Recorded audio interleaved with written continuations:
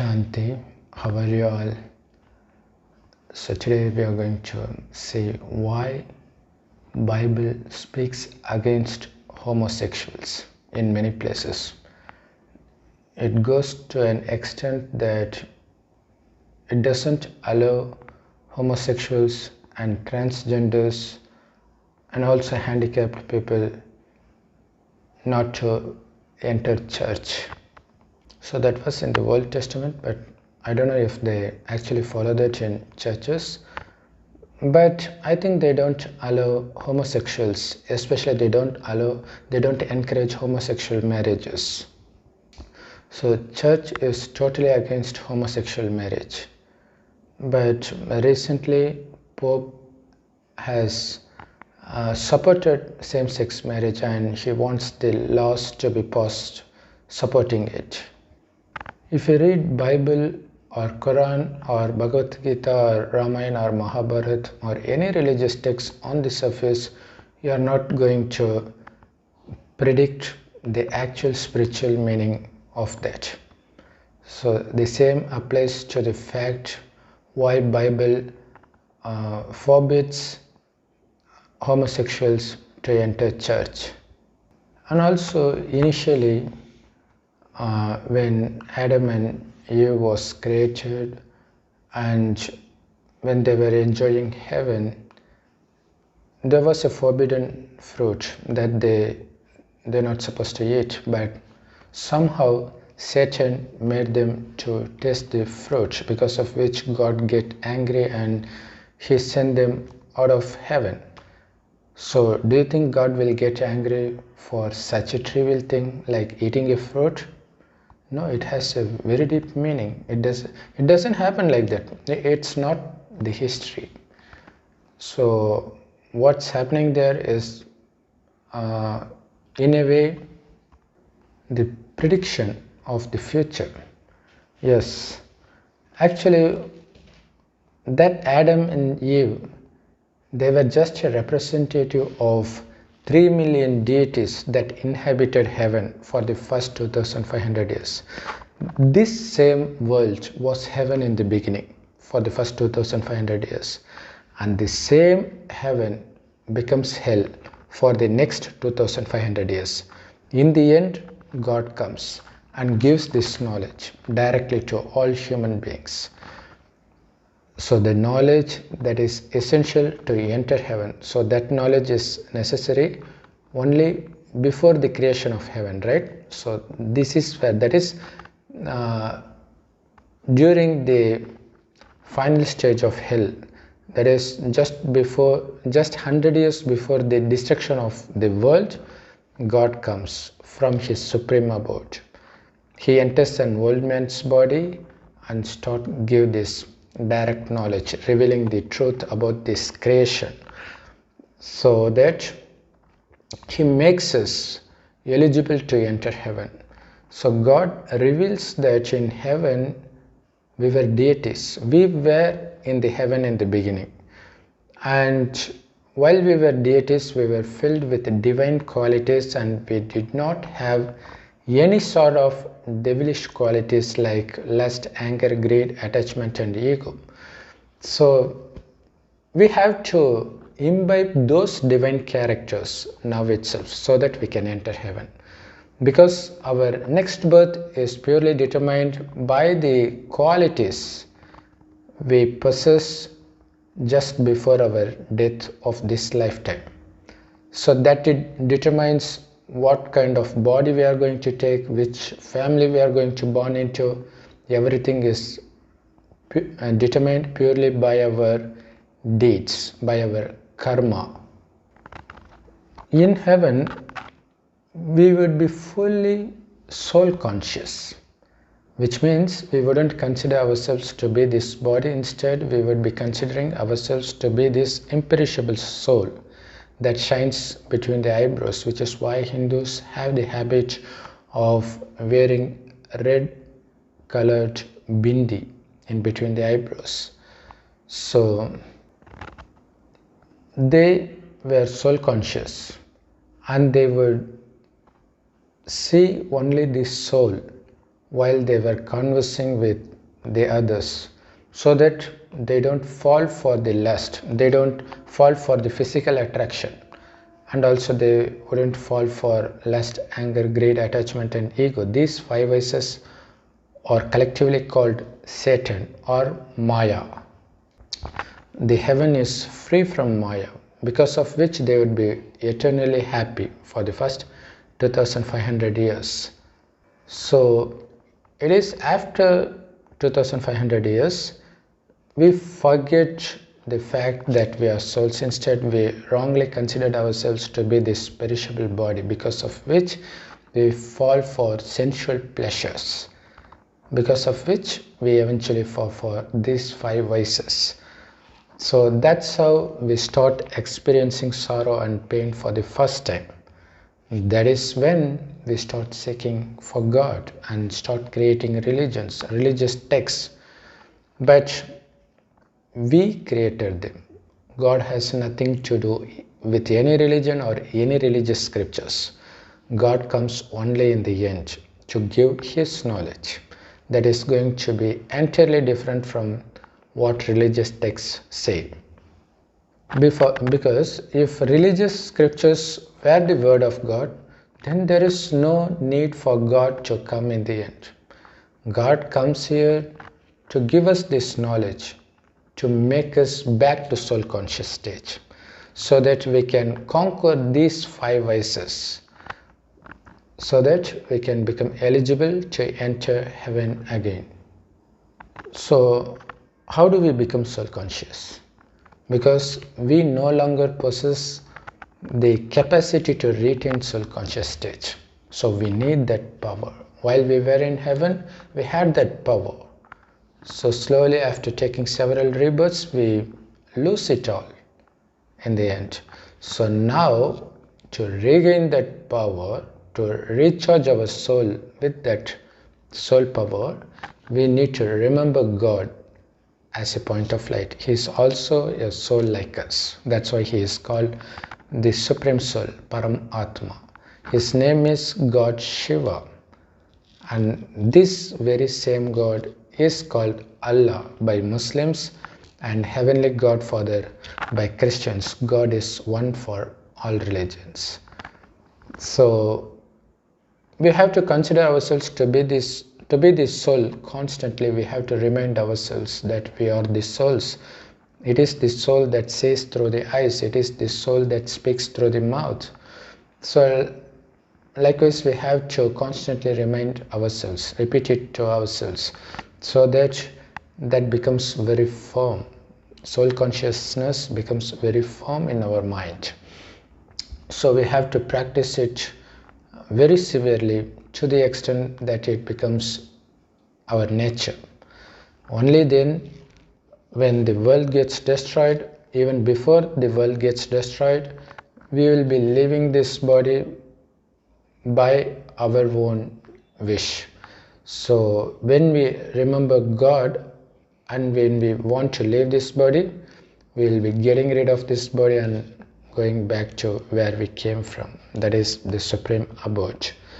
So before leaving this body, depending on how much power you have accumulated by remembering God, that's going to determine when you are going to take birth in heaven, whether in the beginning itself or after some time or in the end, or you are going to enter only hell. So no matter where you enter this time cycle, once you enter, that is, once you start taking birth, there's no way back home till the completion of this cycle, till the world gets old and eventually get destroyed due to the Third World War or natural calamities. So God teaches us to conquer those 5 vices by becoming soul conscious, by remembering God. This is what God teaches. And He takes us along with Him to our home. This is the home of the souls. And God doesn't enter heaven, which is why He is called love. Because He creates heaven for us, He makes us eligible to enter heaven, but he himself doesn't come in heaven. So he senses. As long as we are revealing the divine qualities that we acquired by the teachings of God, we will continue to dwell in heaven. So slowly we will forget that. So it takes 2500 years for us to forget that. Only then it becomes hell. So this is symbolized as the forbidden fruit eaten by Adam and Eve. So nobody eats any fruit. It is because we started developing devilish qualities. That is when we are not sent out of heaven. Instead, we converted heaven into hell. So that was represented as it is the very simplified symbolification that Adam and Eve ate the forbidden fruit, and because of which God got angry and sent them out of heaven. But to where? If there is heaven, then the other thing should be hell. But we tend to think that heaven is somewhere up above and hell is somewhere down below. But the reality is, where we live, this place was once heaven and now it's hell. So in heaven, nobody has these 5 vices: lust, anger, greed, attachment and ego. Then comes the question, if there is no lust, if there is no sort of physical relationship, then how can they give birth to the young ones? Well, they will get married. As mentioned in Bible, God creates marriage, but they will not have lust for each other. They will be as pure as kids, because of which in India, Hindus, they build temples for those deities. So those who reside in heaven, they were called deities. So because they were equal to God in terms of purity, in terms of love, in terms of blissfulness. But the difference between God and deities is, deities tend to lose the power and become ordinary human beings and start suffering pain and sorrow in the end while they come to hell. But God remains the same no matter what.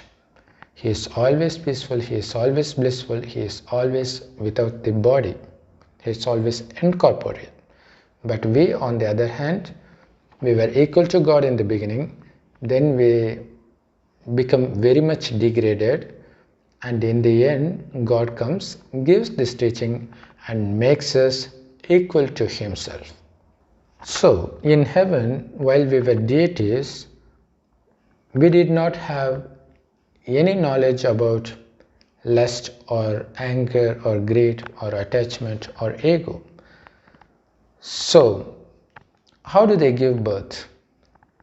When husband and wife has this thought of having a kid, that's when the wife becomes pregnant. This is called giving birth through yogic power, that is through the power of thought.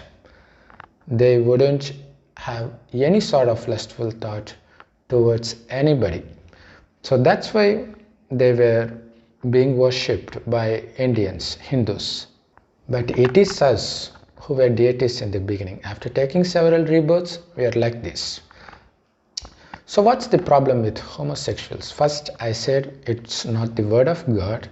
It also implies something very deep, which is what we are going to reveal now.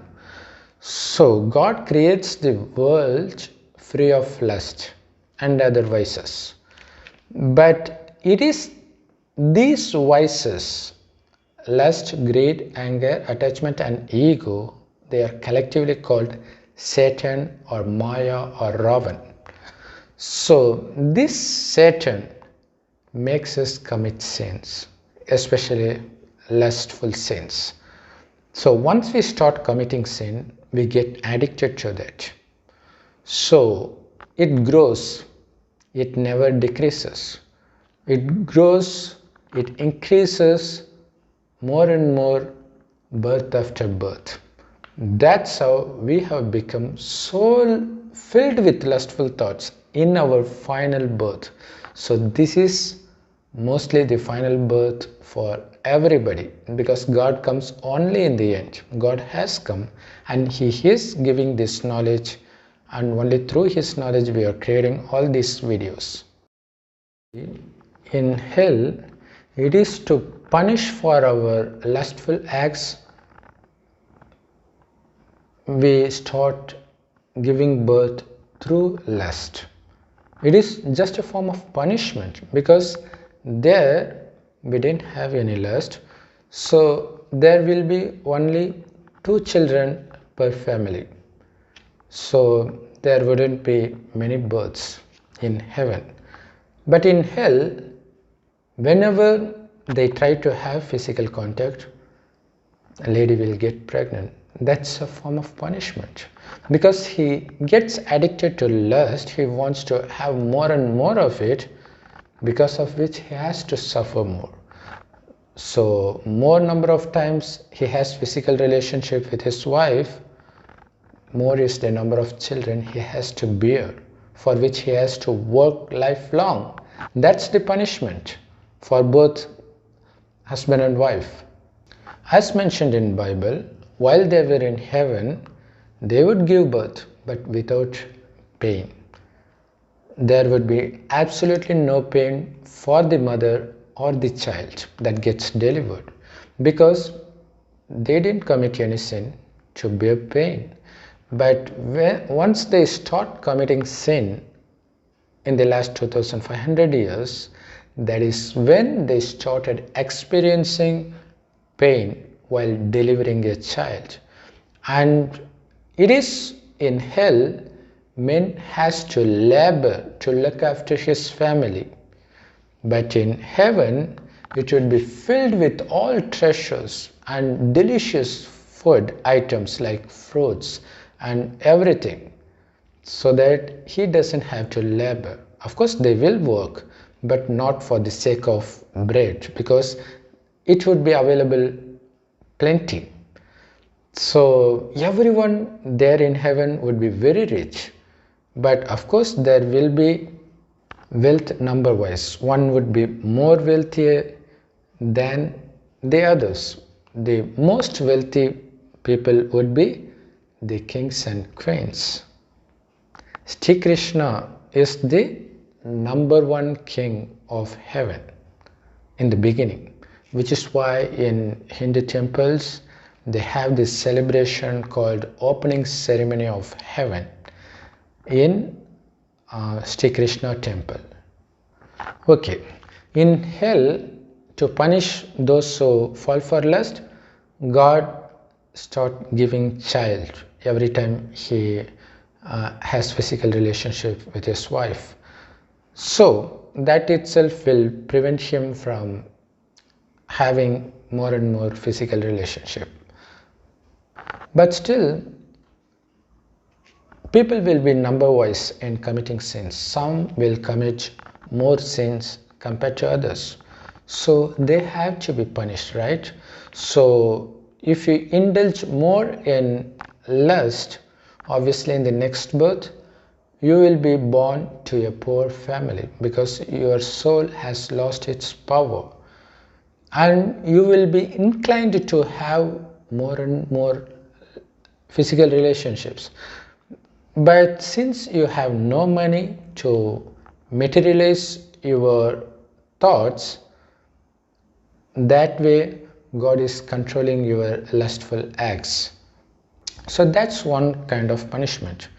But still, if the amount of lust goes very much above the threshold, then comes the next level of punishment called born as transgender or homosexuals. So actually, this is not only to punish for the lustful behavior, but also to punish for the attachment behavior, because that is also a sin. One of five vices, right? Lust, anger, greed, attachment, and ego. You can find that transgender people and LGBT people, they will have more attachment towards their friends and relatives compared to the rest of the world. So they will have more attachment and more lust in their previous birth. So this is what God does. They make them, they take birth in a female body with the attraction towards the female, or they take birth with a male body with the sexual orientation towards males. So when that happens, no matter which country you belong to, you will still be facing a lot of issues. Even now, even after several countries has passed the law promoting same-sex marriage, but still social stigma remains. So if they want to escape from social stigma, what they can do? They just don't take that orientation seriously. So that's one way. But still, they couldn't get married to the opposite sex because they're not at all attracted to them. If they get married, then their life is going to be a tragedy. So the only way to remain happy despite this strange sexual orientation is to not get married, or better, they can involve themselves in religious activities by becoming a pastor or nun and so on. What happens if they become nun or pastor? So they will be devoting most of their time in the service of God, in the remembrance of God, because of which their soul may get some power to overcome the level of attachment and lust, so that in the next birth, so in this birth itself, they will have that punishment finished, so that in the next birth they will be born normal. So in Bible it says that you shouldn't allow such people, transgender people or homosexuals, into the churches. But the truth is, how do you know if they are homosexuals as long as they don't tell that, right? If they just keep calm, obviously there's not going to be any problem.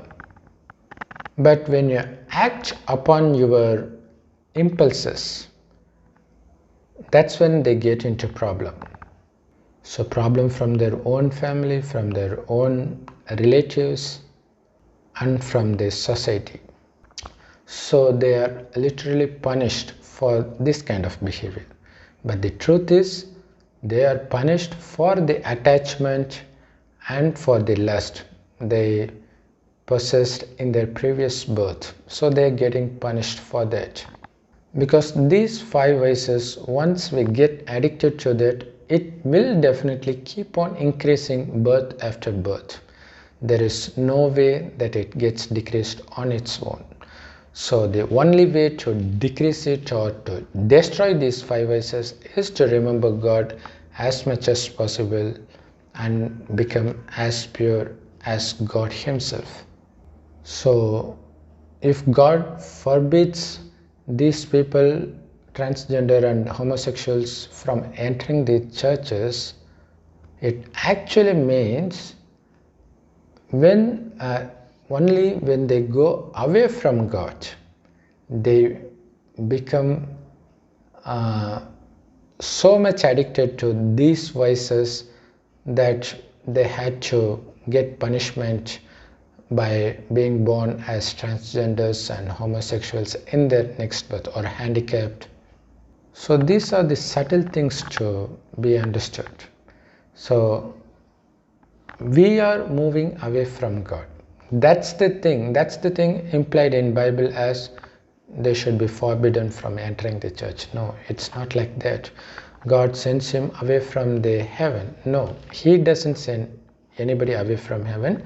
We, after losing the soul power, we are converting heaven into hell. So God doesn't forbid you from entering the church, but by your excess attachment and lust, you no longer want to go to church because you give priority to lust and attachment than to God. But where did that come from? Where is the seed of that sin? It is because they have lust towards their wives. They get so addicted that in the next birth they need to be punished. So the beginning of that sin is sex between husband and wife. So the sin is having physical relationship. Not that only homosexuals is a sin, but nobody knows that. So it's very pathetic to see Christian preachers, they preach against homosexuals on the streets of America.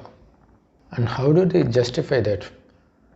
So they justify what Bible says is right, and they say we all are born with impulses to commit adultery. Are we acting on it?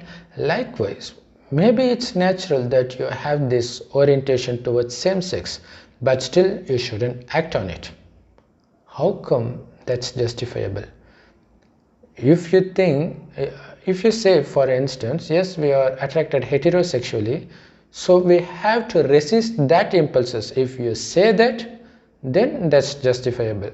So when you have the impulse which you cannot resist and you act on it, how can you advise someone who has a different kind of orientation? So is it wrong to be homosexual or to commit same-sex marriage? No, it's not wrong. If it is wrong, then marriage between a man and woman is equally wrong. So what is wrong is not marriage, is not living together, but having physical relationship. That's wrong. But we have been committing that sin for the past 2500 years. That's why in Bible it is written, we are born sinners. Yes, because we carry the sin from the past birth. But unfortunately in Bible and Quran, they have no knowledge about this reincarnation. That is rebirth. That's why they couldn't answer for many questions. And that's the same reason they are being opposed by the public, especially now when some preacher was preaching about homosexual in the LGBT community, they face strong opposition to the extent that the preacher got arrested. So it is true that we are addicted to these 5 vices for the last 2500 years. So what we need to do is to conquer that. The only way to conquer that is to fill the soul with power, because soul has lost its power. So the only way to regain that power is to remember God as much as possible, because He is filled with power all the time, because He doesn't take birth like us from a mother's womb. In the last 100 years, just before the destruction of the world, He enters an old man's body directly to give this thought and give these teachings. So this teaching is available totally free of cost on all Raja Yoga meditation centers that is spread across the globe. So the knowledge given by God is called Murli. So you can Google it for getting the Murli in your language, M-U-R-L-I.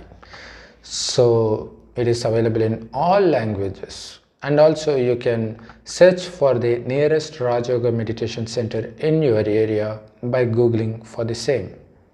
So we have to keep on reading the Murli daily, and we have to think about it all the time. And also we have to remember God as a point of light as much as possible.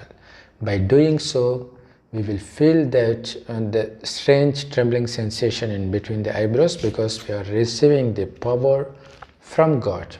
So the more you remember God, more is the power we accumulate, and more we have this power to conquer these 5 vices, so that we become as pure as God, so that we can take birth in heaven that's going to come very time soon. So we need to stay within the marriage, and we have to conquer the lust by remembering God as much as possible. So we are sinners, God knows that, and He comes and gives the way to purify our sins. It is us who committed sins, so it is us who has to make effort to get rid of the sin, to wash off the sin. Nobody can wash the sin for you. God gives only the way. So we have to follow that. We have to have faith on God, and we have to consider ourselves to be this soul and not this body, and then we have to remember God. This is the message of God. This is why God comes in the end. And also we need to listen to His knowledge, because that's going to contradict totally with all the religious scriptures out there. So God doesn't hate homosexuals or heterosexuals or physically handicapped or transgenders. God doesn't hate anybody. God teaches you to become soul conscious, because it is by becoming body conscious you are facing so much problem because of lust, anger, greed and attachment. Once you have this capacity to remain in soul conscious, you will no longer face any problem. Not only that, you will always be blissful and peaceful, because that's the very nature of the soul. Just because we get addicted to the sensual pleasures, we no longer feel the blissfulness that's present within the soul. So to unlock that blissfulness and peacefulness, we have to stay away from the outside world, and we have to bring our consciousness into the soul as much as possible, and we have to connect our intellect with God. So lust is the number one enemy that causes all the pain and sorrow, and that's the reason we are now deprived of all the wealth, health, peacefulness and blissfulness that we once possessed while we were in heaven. So the lust is the greatest enemy, so treat it like the enemy. If you have lust towards your wife, obviously you are going to have lust towards others, because that's the nature of lust. If you're going to become angry with somebody, that's going to become your nature, so that you will get provoked very easily. Likewise, if you are seeing the nude body of your wife and you love it, obviously your mind is going to think how other girls are going to look like. So obviously you are going to be trapped by lust. So you will eventually start committing many sins, sometimes sins like raping even the kids. So all these things happen because in the beginning you start having physical relationship with your wife. In the beginning of hell, while you were in heaven, there was nothing like that. You would be very beautiful. Because you are pure, your body will be very beautiful. It is because we become sinful, we slowly lose our external beauty as well. You can see it for yourself. So compared to the 2 or 3 generations before us, they would look more beautiful than what we are today, because our sins keep on increasing birth after birth. We are losing all sorts of treasures given to us by God in the form of wealth, health and external beauty. So to regain everything fully, all we need to do is to remember God as a point of light, as much as possible. And also we have to remind ourselves that we are not this perishable body but the imperishable soul. So we need to remain soul conscious as much as possible. So that's it for now. If you like this video, please hit on the like button and share this with your friends and relatives so that they can also become aware of all the secrets that's given in all the religious scriptures. And please leave your valuable comments, and if you haven't subscribed yet, please do subscribe right away. So see you in the very interesting video soon. Thanks for watching.